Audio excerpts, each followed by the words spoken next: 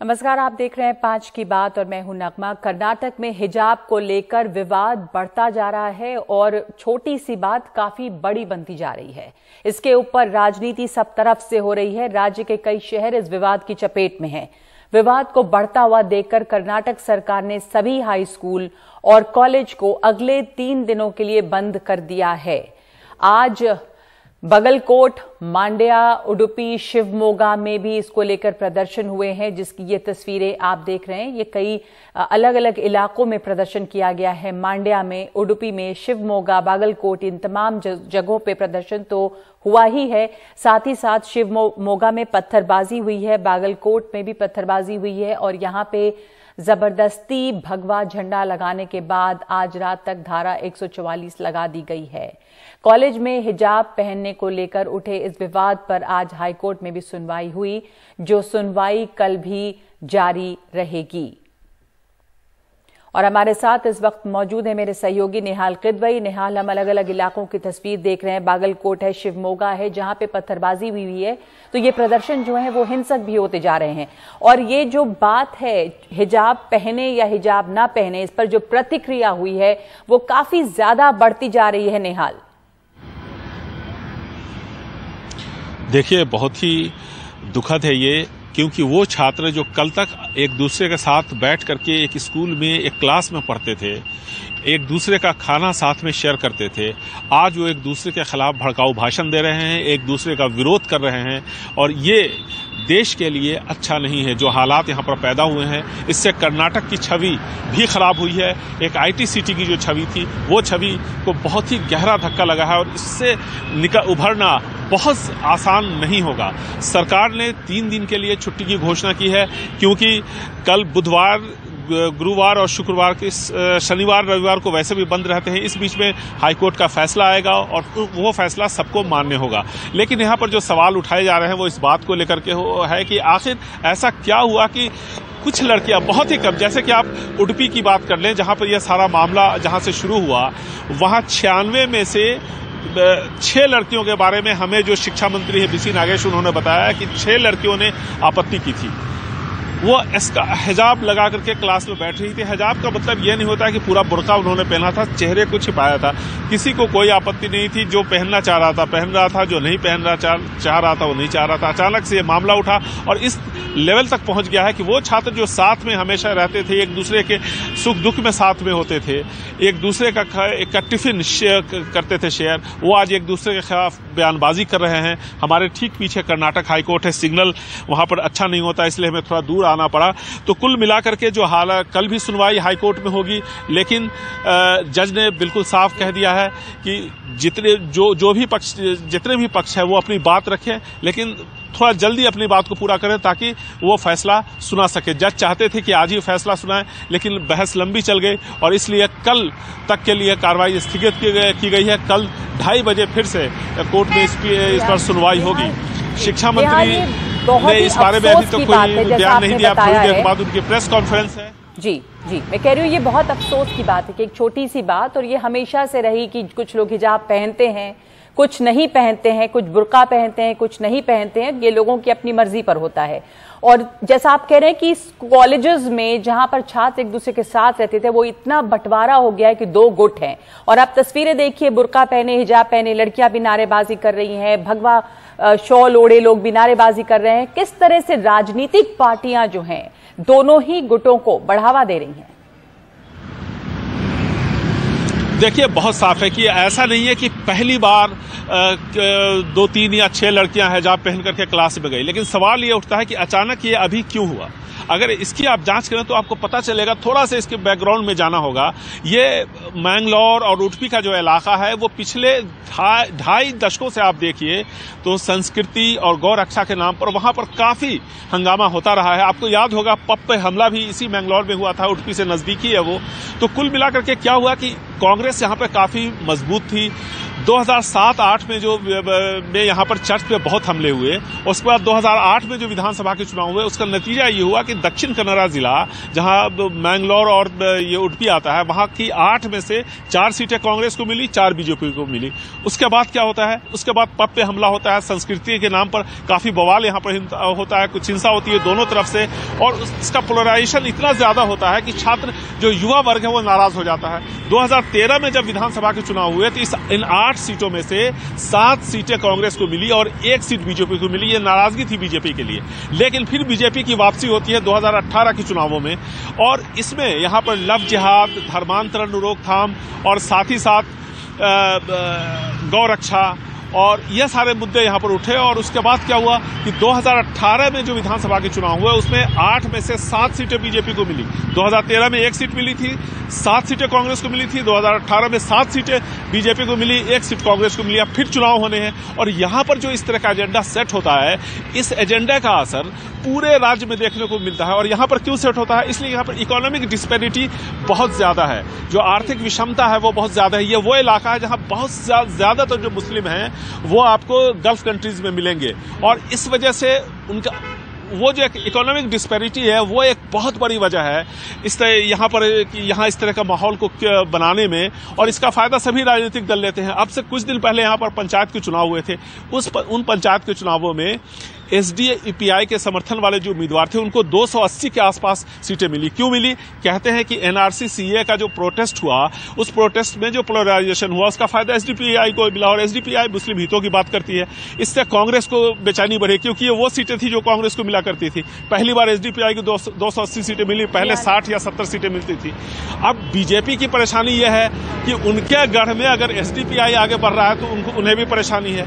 ऐसी सूरत में यह हिजाब का नया मामला सामने आया है। जाहिर है कि पोलराइजेशन की कोशिश है, लेकिन दुखद यह है कि इन राजनीतिक दलों के चक्कर में, भले ही ये सभी जितने भी राजनीतिक दल वो अपने आप को इससे अलग कर रहे हैं आधिकारिक तौर पर, लेकिन इतना ज्यादा मास मोबिलाइजेशन छात्रों का बगैर इनके समर्थन के नहीं हो सकता है। और ऐसे सूरत में राजनीतिक हितों को साधने के लिए अगले साल होने वाले विधानसभा चुनावों का एजेंडा तय करने के लिए इन्होंने छात्रों को उलझा दिया है, और ये बहुत ही दुखद है देश के लिए भी। और ये छात्र जो हैं वो इस प्रदर्शन में जुटे हुए हैं। जाहिर है कि बिना राजनीतिक पार्टियों, दोनों ही तरफ बिना राजनीतिक पार्टियों के समर्थन के इस तरह का ध्रुवीकरण नहीं हो सकता, और अगर ध्रुवीकरण होता है, पोलराइजेशन अगर होता है, तो फायदा किसको होता है ये आप हम सब अच्छी तरह से समझ सकते हैं। अफसोस की बात यह है कि कॉलेजेस इसकी वजह से, स्कूल इसकी वजह से, इस तरह के मुद्दे की वजह से 3 दिन के लिए बंद किए गए हैं। इस पर फैसला आना है कि क्या होगा आगे, लेकिन कोशिश शायद ये है कि मामला बढ़ता रहे और माहौल तनावपूर्ण बना रहे, तो इससे चुनाव तक फायदा शायद मिल पाए। आगे बढ़ते हैं, दूसरे चुनाव की बात करें, उत्तर प्रदेश की। उत्तर प्रदेश विधानसभा चुनाव के पहले चरण में 10 फरवरी को वोट होनी है, और इस पहले चरण के चुनाव के प्रचार का आज आखिरी दिन है। इस प्रचार के लिए राजनीतिक दलों ने अपनी पूरी ताकत लगा दी है। चूंकि आज आखिरी दिन है तो तमाम बड़े नेता बाहर हैं। आप देख रहे हैं मुख्यमंत्री योगी आदित्यनाथ बाहर हैं, अमित शाह गए वहां पे बीजेपी का संकल्प पत्र है उसको जारी करने के लिए। तो तभी तमाम पॉलिटिकल पार्टीज में जो दिग्गज हैं उन्होंने मोर्चा संभाला है, क्योंकि शाम 6 बजे के बाद पहले चरण का चुनाव प्रचार जो है वो थम जाएगा। और इसमें पहले चरण में वेस्ट यूपी के 11 जिलों की 58 सीटों पे मतदान होना है। योगी आदित्यनाथ नोएडा में रहे आज, और इसके अलावा प्रियंका गांधी आज उत्तर प्रदेश में घर घर कैंपेन करती रही। वो मेरठ पहुंची और उन्होंने वहां पर डोर टू डोर कैंपेन भी किया है। ये चुनाव प्रचार चल रहा है, जोर शोर से चल रहा है, लेकिन इसी दौरान बीजेपी ने जो संकल्प पत्र अपना घोषित किया है उसमें किसानों के लिए बहुत सारे वादे हैं। कहा गया है कि गन्ना किसानों का 14 दिन में भुगतान हो जाएगा। ये भी कहा गया है कि किसानों को मुफ्त बिजली दी जाएगी, और साथ साथ ये कहा गया है कि मेगा फूड पार्क को विकसित किया जाएगा। 6 मेगा फूड पार्क इसका वादा किया गया है, और गांव में प्राकृतिक खेती, ऑर्गेनिक खेती को बढ़ावा देने की बात भी है। तो काफी सारे वादे हैं यहाँ पर किसानों के लिए।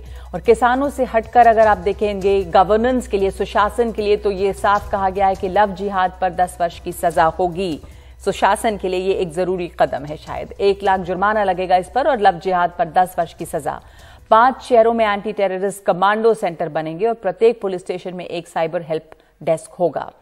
और ये सब जो हैं वो तरह तरह के वादे जो संकल्प लिया है उसमें बीजेपी के, उसमें किसानों के लिए है, गवर्नेंस के लिए है, महिलाओं के लिए वादे हैं।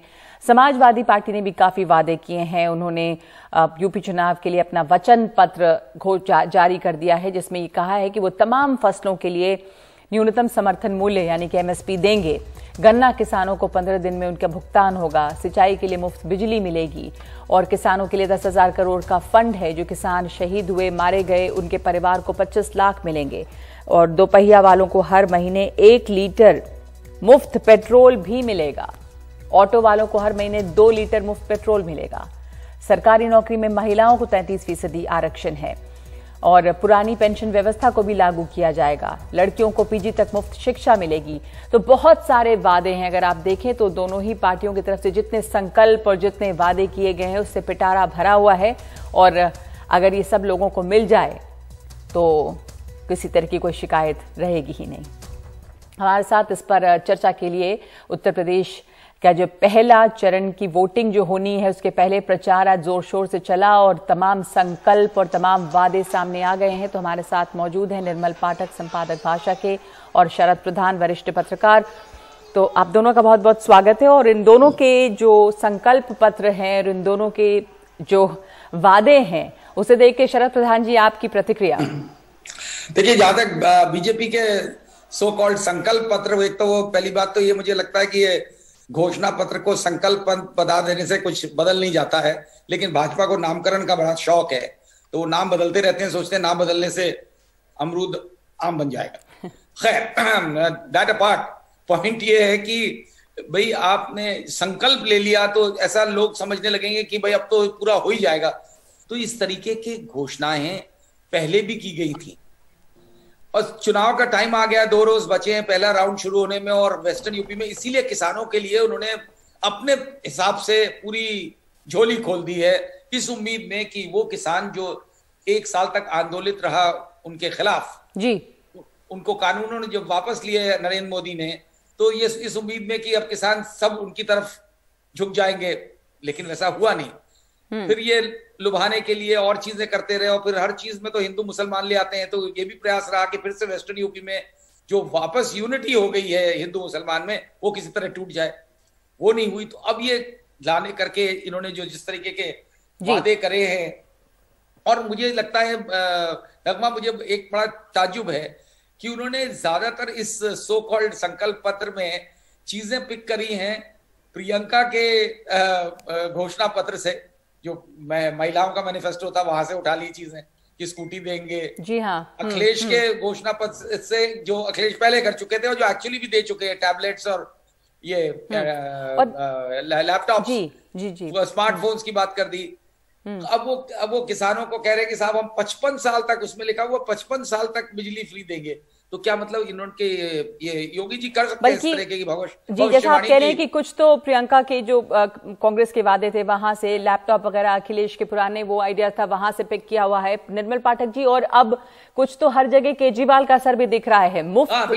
मुफ्त निर्मल पाठक, मुफ्त सामान देने का जो ये सिलसिला चला है उसके उस ट्रेंड पे मतलब कौन इसका बोझ सहेगा? अब ऑटो वालों को आप पेट्रोल दे रहे हैं, अब 2 व्हीलर वालों को पेट्रोल मुफ्त दे रहे हैं। अब ये कहने भर की बात है, ये लागू होगा क्योंकि सभी अब तमाम फ्रीबीज पर ही टिका हुआ है चुनाव हर जगह। बिल्कुल, और एक्चुअली उसके बाद फिर ये होता है कि जो भी पार्टी सरकार में आती है उसके पास वो 5 साल तक उनके पास समय होता है। एक बार वो सरकार में आ जाए, सबकी कोशिश यही होती है, उसके बाद फिर देखा जाएगा कि वो पुराना है ना कि वादे हैं, वादों का क्या वो, और फिर लास्ट के जो 1 साल बचता है या 6 महीने बचते हैं उसमें फिर वो फटाफट, क्योंकि तब सवाल जवाब होने लगते हैं कि पिछले 4-4.5 साल में 4 साल में आपने किया क्या, फिर एक एक करके गिनाने लगते हैं और जो नहीं रह जाते हैं उनकी फिर से अनाउंसमेंट उनके शुरू हो जाते हैं कि ये हम कर रहे हैं, ये कर रहे हैं। लास्ट के 6 महीने में वो पूरा करने की होड़ जैसी लग जाती है सरकार के बीच में, सरकार के सभी मंत्रालयों विभागों के बीच में, और फिर उसमें से जो नहीं हो पाते हैं वो फिर अगले 5 साल के लिए फिर रिपीट होते हैं उसमें से। तो ये एक्चुअली जनता को भी, वोटर को भी ये सारी चीजें समझ में आ रही हैं। वो भी समझते हैं कि इसको कितना, किस तरह का इनके वादों पर कितना विश्वास किया जा सकता है और कितना नहीं, और वो लगभग अक्रॉस पार्टी सभी के लिए वो बात लागू होती है जी।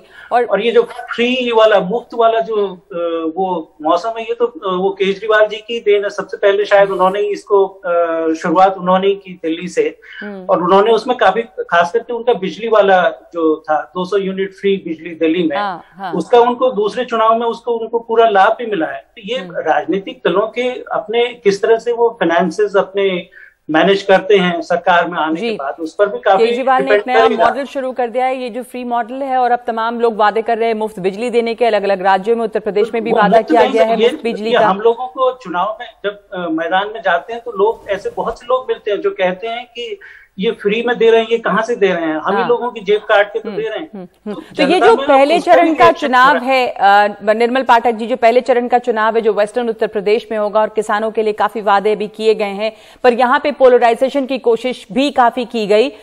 टिकैत बार बार कहते रहे कि ये बंटवारा नहीं होगा, इन लोगों ने इसको एक मैच का ग्राउंड बना दिया है, पर ये हम नहीं होने देंगे। पर आपको क्या लग रहा है कि इस पहले फेज में जहां वेस्टर्न यूपी में चुनाव वोटिंग होने वाली है, अब क्या ये पोलराइजेशन दिख रहा है आपको? कुछ पोलराइजेशन का असर है, किसानों का मुद्दा हावी रहेगा यहाँ पर, क्या लग रहा है आपको इस वाले फेज में? जिस तरह से पिछले एक महीने में आप जब से भी ये चुनाव प्रचार ने जोर पकड़ा है, चाहे वो फिजिकल रैलीज का आप कहें या वर्चुअल रैलीज के जरिए नेता लोग जो भी कर रहे हैं, उसमें भारतीय जनता पार्टी के नेताओं की अगर आप उनके भाषण सुनेंगे तो आपको लगेगा वो जिस तरह से लगातार उस पर जोर दे रहे हैं, मुस्लिम हिंदू मुस्लिम, उससे लग रहा है कि वो मामला, क्योंकि इतना ज्यादा स्ट्रेस तभी दिया जाएगा जब वो लगे कि नहीं हो रहा है मामला, जी हाँ, बन नहीं रहा है उस तरह का सांप्रदायिक ध्रुवीकरण जैसी बात जिस तरह की भारतीय जनता पार्टी चाहती होगी वैसा नहीं हो रहा है। क्योंकि पिछली बार उनको 58 में से 55 सीट इस पहले चरण वाले उसमें मिली थी, और इस बार क्योंकि किसानों की नाराजगी की वजह से, किसान पिछली बार भारतीय जनता पार्टी के साथ गया था, और खास करके दूसरा पिछले 5 साल में कुछ दूसरे और जो वर्ग हैं, जैसे खास करके दलित हैं या ओबीसीज हैं, उन लोगों को जैसी उम्मीद थी उस तरह के रिजल्ट उनको सरकार की तरफ से मिले नहीं। उनमें किसी न किसी तरह का असंतोष है हर वर्ग में।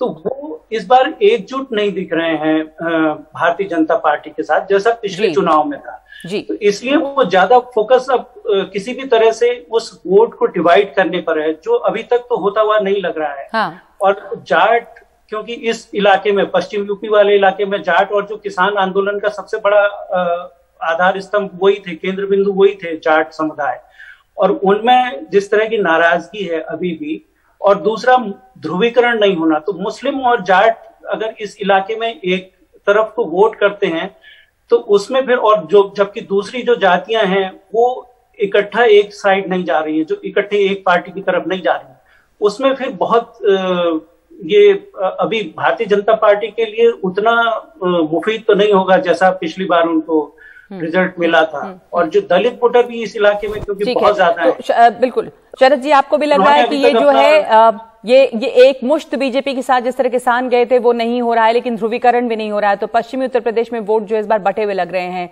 शरद जी, बिल्कुल सही बात है। और ये जैसे मैंने पहले भी कहा कि इनका पूरा प्रयास था कि किसी तरह के ऐसे हिंदू मुसलमान डिवाइड हो जाए, क्योंकि 2013 में यही विभाजन करके जो है भारतीय जनता पार्टी उसके बाद हर चुनाव में जीतती रही, क्योंकि हिंदू पोलराइजेशन कर दिया और मुस्लिम्स को और जाट्स को भिड़ा दिया, और ये किसान आंदोलन की वजह से वो रीयूनाइट हो गए। तो उनको तोड़ने का भरपूर प्रयास किया गया, घर घर जा करके भारतीय जनता पार्टी के नेताओं ने इसकी कोशिश करी है, और फूट डालने के बाद प्रयास किया कि जयंत चौधरी को वो अपनी तरफ किसी तरीके से वो बाय ऑफ कर लेंगे या किसी तरह से अपनी तरफ कर लेंगे, ये चीज डालने की कोशिश करी कि ये ज्यादा दिन चलेगा नहीं। जी हाँ, इससे दिखता है उनका डेस्परेशन। बिल्कुल, और डेस्परेशन तभी होता है जब आदमी के जमीन पैरों तले। तो ये देखना होगा, आज पहले चरण के लिए जो वोटिंग होनी है उसके लिए चुनाव प्रचार आज खत्म है, 6 बजे खत्म हो जाएगा। तमाम लोग पूरी तरह से जोर लगा रहे हैं इसमें, सभी पॉलिटिकल पार्टीज, कांग्रेस हो, बीजेपी हो, सपा हो, बसपा हो। धन्यवाद आप तमाम लोगों का। देखना है कि इस बार जो है वो वोट पहले की तरह एकजुट शायद नहीं किसी पार्टी के साथ जा रहा है, और कई तरह से वोट बटे हुए हैं, ध्रुवीकरण की कोशिश हुई है लेकिन वो कामयाब होती नजर नहीं आ रही है जैसा ज्यादातर लोग मान रहे हैं। इस वक्त 5 की बात में हम एक ब्रेक ले रहे हैं, और एक बात और दिलचस्प है कि अब ममता बनर्जी की भी एंट्री हो चुकी है यूपी के चुनाव में।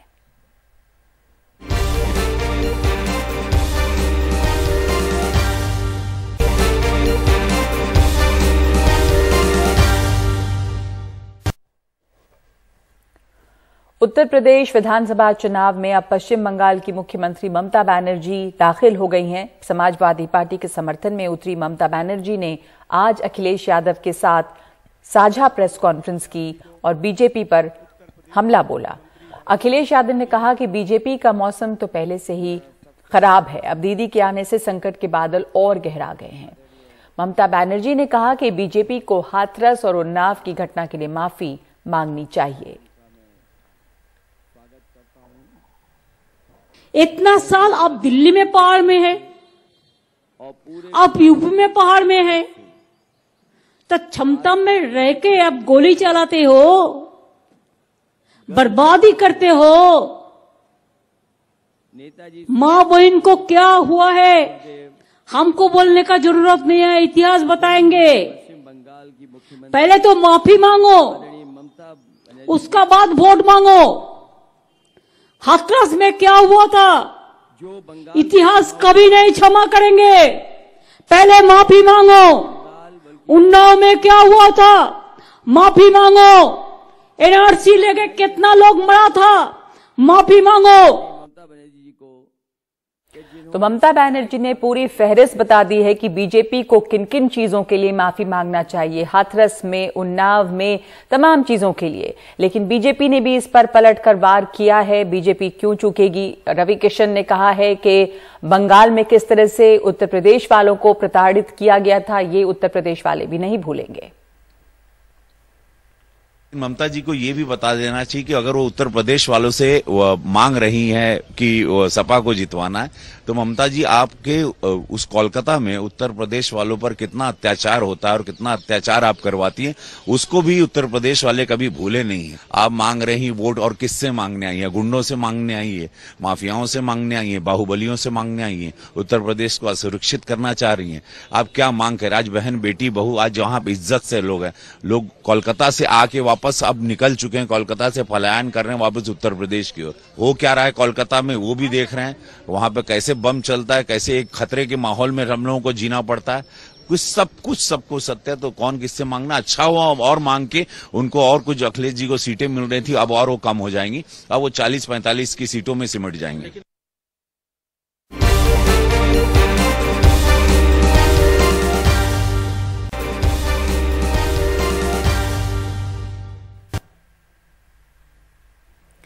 प्रधानमंत्री ने राज्यसभा में राष्ट्रपति के अभिभाषण पर धन्यवाद प्रस्ताव की चर्चा का जवाब दिया है। प्रधानमंत्री ने संसद में कहा कि अगर महात्मा गांधी की इच्छानुसार कांग्रेस न होती तो लोकतंत्र परिवारवाद से मुक्त होता, देश पर इमरजेंसी का कलंक नहीं होता, जातिवाद और क्षेत्रवाद की खाई इतनी गहरी नहीं होती, सिखों का नरसंहार न होता। प्रधानमंत्री मोदी ने कहा कि कांग्रेस को नेशन से भी समस्या है। कहा कि अगर ऐसा है तो आपकी पार्टी का नाम इंडियन नेशनल कांग्रेस क्यों है? अगर दिक्कत है तो पार्टी का नाम बदल लीजिए और फेडरेशन ऑफ कांग्रेस कर दीजिए। कांग्रेस की कठिनाई ये है, डायनेस्टी के आगे उन्होंने कुछ सोचा ही नहीं। और पार्टी में जो डेमोक्रेसी की बात करते हैं ना, वो जरा समझे, भारत के लोकतंत्र को सबसे बड़ा खतरा परिवारवादी पार्टियों का है, ये मानना पड़ेगा।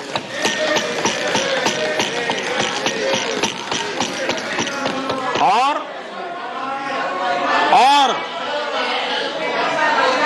पार्टी में भी जब कोई परिवार सर्वोपरि होता है, तब सबसे पहली कैजुअलिटी, जब पार्टी में भी कोई एक परिवार सर्वोपरि हो जाता है, तो सबसे पहली कैजुअलिटी टैलेंट की होती है।